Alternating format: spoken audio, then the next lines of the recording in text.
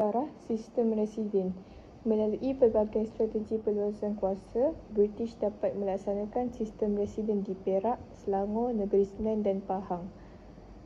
Peranan residen British untuk menasihati Raja-Raja Melayu dalam semua hal ehwal pentadbiran kecuali berkaitan agama Islam dan adat Melayu.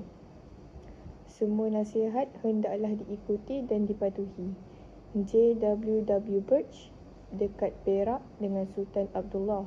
J.V. Davidson, Selangor dengan Sultan Abdul Samad. Martin Lister, Negeri Sembilan, Tuanku Muhammad.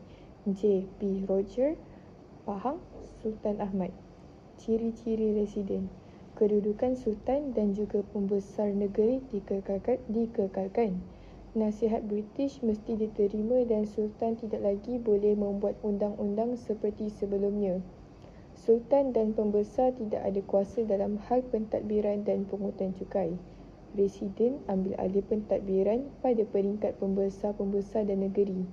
Jabatan-jabatan dan sistem bercorak barat digunakan untuk ganti sistem pentadbiran tradisional.